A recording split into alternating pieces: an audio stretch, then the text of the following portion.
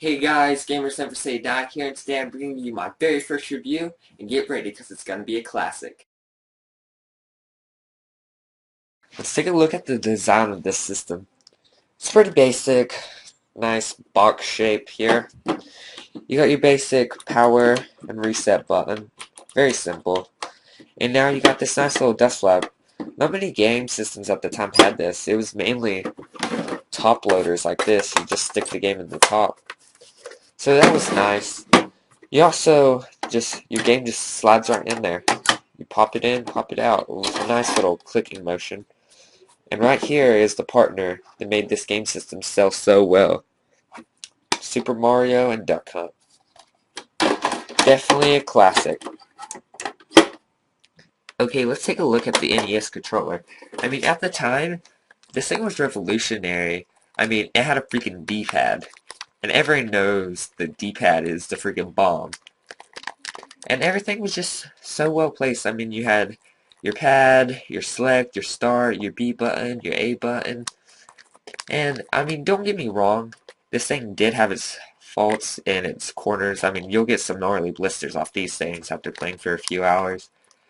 But overall, this thing was pretty amazing. Now let's take a look at the games. And wow, did the NES ever have some games with hundreds of great titles like Mario, Zelda, Final Fantasy, Dragon Warrior, and even Kirby.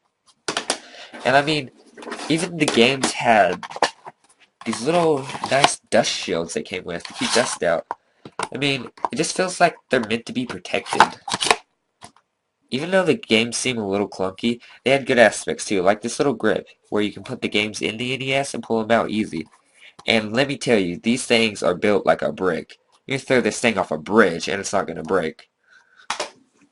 Since we're on the topic, I'm going to go ahead and show you guys what the NES had to offer in the gameplay department.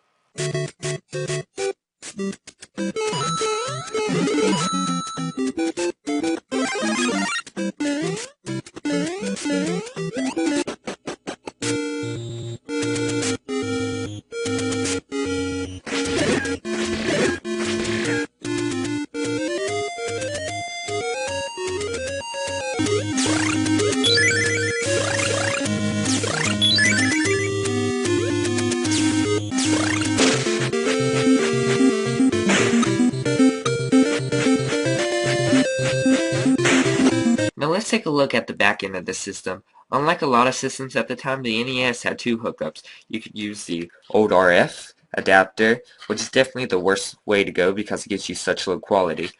Or you could use the audio and video output, which is definitely the way to go. It gives you so much better quality, and if you have the hookups, I advise doing it that way. One great thing about this system is it has tons of versions to remakes, to even clones. And I'm sure if you're having a hard time finding the original, that you can go to a lot of game stores and find a clone. I have the Retro Duo here, but this is one of many clones that are made for the NES. The NES also had numerous accessories to go along with it, like the light gun, or even the mouse for Mario Paint. There's a lot more, but sadly I don't own them, or I'd show you guys. Well, that's about it for my NES review. I definitely recommend going and picking one of these up. Even if you can't find an original, I definitely recommend trying to find a copycat version. Well, I better get going, guys, and until next time, happy gaming.